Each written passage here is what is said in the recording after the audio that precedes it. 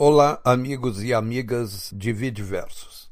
A Lei de Responsabilidade Fiscal foi criada ainda no final do governo do tucano socialista Fernando Henrique Cardoso. Foi sancionada e entrou em vigor no dia 4 de maio de 2000. É a Lei Complementar número 101, que estabelece normas de finanças públicas voltadas para a responsabilidade na gestão fiscal e da outras providências.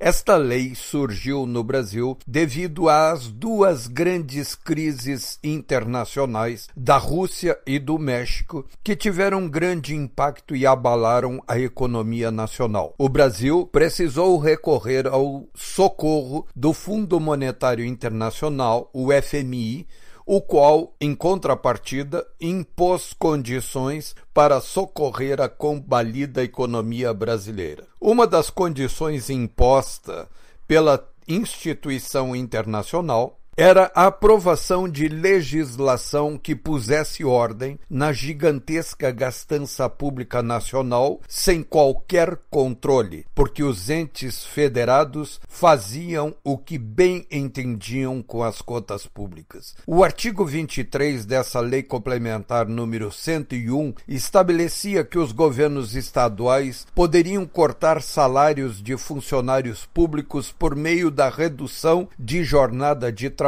sempre que os gastos com pagamento de funcionários ultrapassasse o limite de 60% da receita corrente líquida, ou seja, a receita oriunda basicamente de arrecadações de impostos. Mas isto aqui é Brasil. E aqui vigora desde sempre o velho ditado castelhano, segundo o qual "Hecha la ley, hecha la trampa". Já no ano de 2002, as corporações públicas ingressaram com questionamento de constitucionalidade de artigos da Lei Complementar número 101 no Supremo Tribunal Federal e obtiveram liminar que suspendia a aplicabilidade de dispositivos dessa lei, entre eles o mecanismo da redução de jornada e diminuição de salários até que seja julgado o pedido.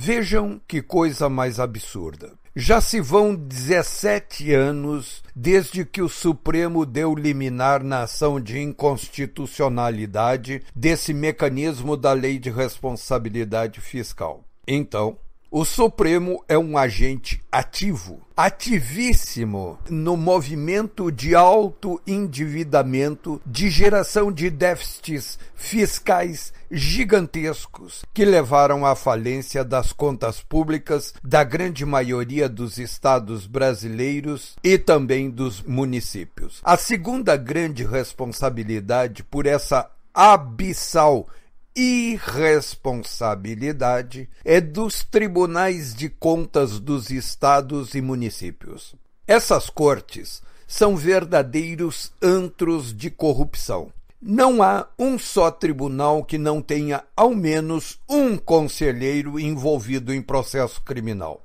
Mais de 80% dos conselheiros são réus em ações criminais ou estão afastados de seus cargos por ordens judiciais a pedido das polícias estaduais, da Polícia Federal e dos ministérios públicos. Pois esses tribunais de contas serviram para produzir uma segunda grande fraude, que contribuiu para explodir as contas públicas, iniciada pelo Supremo Tribunal Federal. Os tribunais de contas produziram uma fraude contábil pela qual os governos estaduais e municipais deixavam de contabilizar como gastos de pessoal gastos que eram efetivamente de pessoal. Por exemplo, o pagamento de aposentadorias de funcionários públicos. Isso permitiu que governadores, como o petista Tarso Genro no Rio Grande do Sul, distribuíssem de maneira populista aumentos salariais para várias categorias do funcionalismo público que se estendiam no tempo, invadindo todo o período de governo posterior ao caso seu. É caso típico do Rio Grande do Sul. E todo mundo aplaudiu quando isso se sustentava sobre uma gigantesca fraude contábil. Porém, não há nada a estranhar nesse sentido. O Tribunal de Contas do Estado do Rio Grande do Sul é aquela corte da qual é originário o mandrake trotskista, o ex-secretário do Tesouro Nacional da mulher sapiens Dilma Rousseff. O nome do petista é Arno Augustin. Ele é o rei da pedalada. Ele é o pai e a mãe do impeachment de Dilma Rousseff. Ele é o rei da economia e das finanças públicas do trotskismo nacional ancorado dentro do PT. Deu nisso que se vê agora. Simplesmente faliram os estados. Não há dinheiro para pagar as contas, pagar os salários. Por isso, os governadores recentemente eleitos foram a Brasília e falaram com os ministros do Supremo Tribunal Federal, pedindo o julgamento da ação de inconstitucionalidade de artigo da Lei de Responsabilidade Fiscal,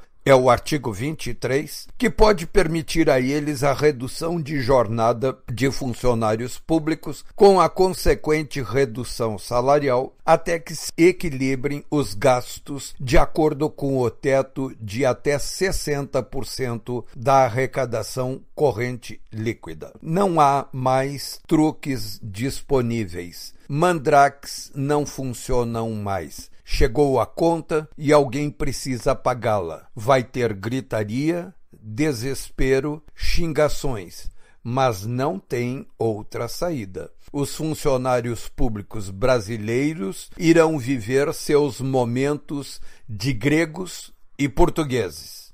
Isso tudo será decidido nesta quarta-feira no Supremo Tribunal Federal, em Brasília. Eu diria que essa é a grande questão desta semana na vida nacional brasileira. Fiquem atentos. Até mais.